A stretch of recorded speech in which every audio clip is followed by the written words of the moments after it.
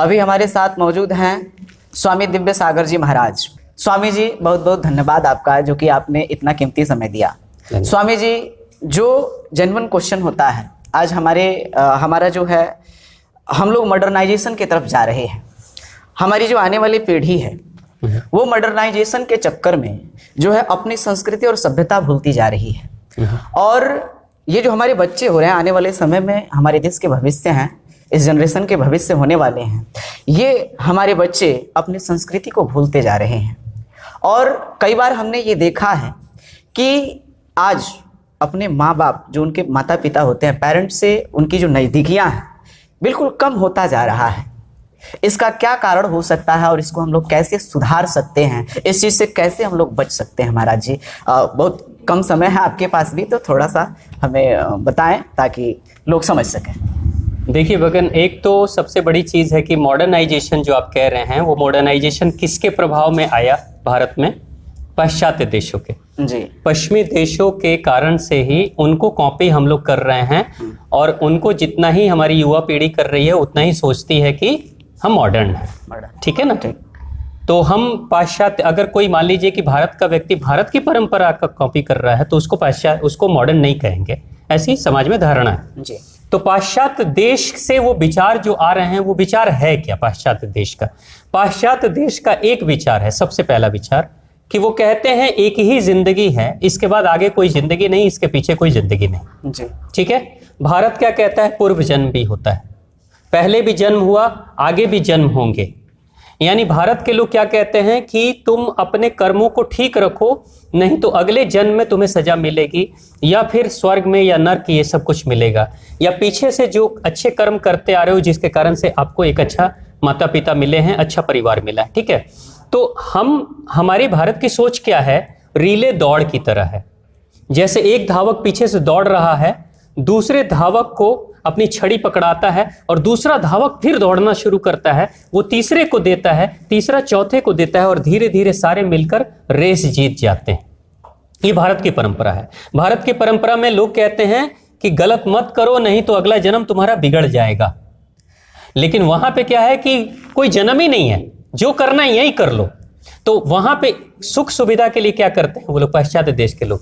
खूब मस्ती में खाओ, खूब मस्ती में शारीरिक सुखों का भोग करो, खूब धन दौलत कमाओ, उल्टे सीधे जो करना है करो, है ना? किसी के बारे में सोचने की जरूरत नहीं, पाप पे पुण्य के बारे में कुछ सोचने की जरूरत नहीं है। वो कहते हैं पैसा ही सब कुछ है।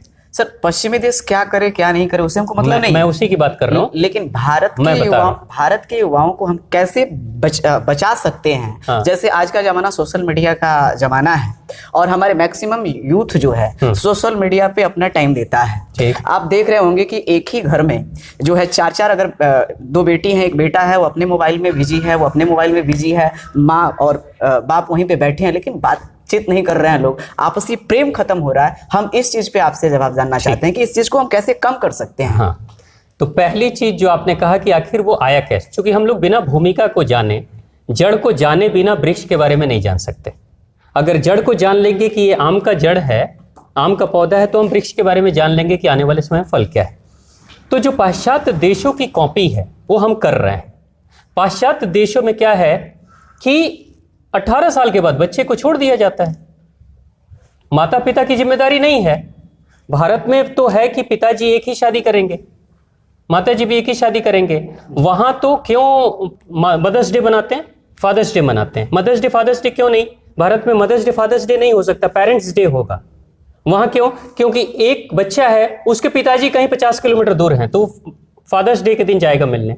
एक माँ है कहीं 100 किलोमीटर दूर है, वो माँ अलग हो चुकी है, तो वो जाएगा। तो इसलिए फादर्स डे मदर्स डे अलग है। तो ये कॉपी, हम जो कल्चर कॉपी कर रहे हैं, तो उस कल्चर में क्या होता है? पैसा ही सब कुछ है, पैसा है तो सब कुछ है। लेकिन आज अपने संस्कृति में भी, अपने कल्चर में भी तो ये सारी चीजें आ रही है। मैं वही कह रहा हूं कि कहां से आ रही है? आ तो वहीं से रही है ना। उनकी फिल्में देख लें, बॉलीवुड की फिल्में देखेंगे तो आएंगी, सोशल मीडिया से आएंगी।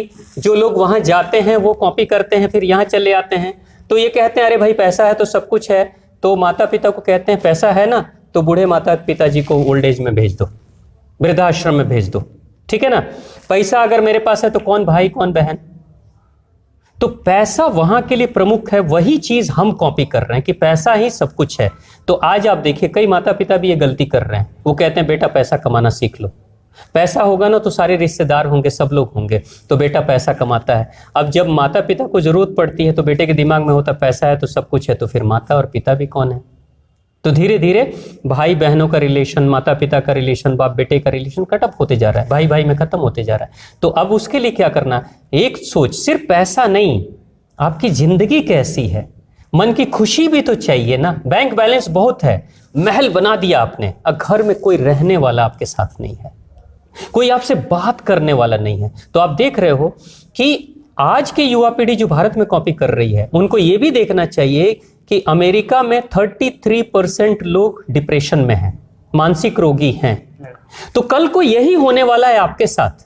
आप अगर उन देशों को कॉपी करोगे तो कल आपके साथ भी, आप भी डिप्रेशन में जाओगे, आप भी मानसिक रोगी बन जाओगे, पागल हो जाओगे। क्यों? क्योंकि मनुष्य एक सामाजिक प्राणी है। जब समाज ही आपके साथ नहीं रहेगा, आज समाज को आप छोड़ रहे हो, कल समाज आपको छोड़ देगा। अच्छा सर, ये जो हम लोग योगा करते हैं, हाँ, आज हमारे युवा इस चीज को, अब तो धीरे धीरे जब से योग दिवस मनाया जा रहा है, जब से प्रधानमंत्री मोदी ने इसको जोर दिया है, तब से सारे लोग जागरूक हो रहे हैं, लेकिन फिर भी अभी लोगों में काफी कमी है, लोग इसके लिए जागरूक नहीं हैं। और योग को हम अपनी जिंदगी से कैसे जोड़ सकते हैं, और योग के सहारे इन सारे चीजों को, जो मॉडर्नाइजेशन, जो पश्चिमी देशों की कल्चर हमारे अंदर आ रही है, योग के सहारे इन सारे चीजों से हम कैसे बच सकते हैं। जैसे आजकल के बच्चे, जैसे 15 साल के हुए, वो गलत चीजें करने लग जाते हैं, संगति गलत हो जाती है, अपने दिशा भटक जाते हैं, जैसे अपना गोल पर फोकस नहीं कर पाते हैं, वो चिड़चिड़ापन रहते हैं, अपने माँ बाप की बात नहीं मानते हैं, तमाम सारी चीजें हैं। कहीं ना कहीं ये आधुनिकीकरण का देन है, पश्चिमी देशों का देन है।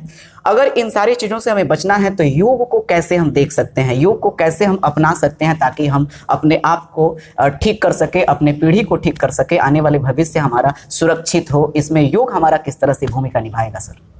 आज आप देखिए, जैसे हमारे अमित जी भाई साहब ने यहाँ पे शुरू किया जी, तो इनके पास इतने बच्चों की भीड़ तो आई नहीं थी। नहीं, कोई एक बच्चा पहले आया होगा, बड़ी मुश्किल से आया होगा जी, फिर दूसरा आया, लेकिन इनके पास भी कोई माता पिता अगर एक भी बच्चे को भेजते हैं तो उसके लिए इन्होंने खुद कितनी मेहनत की।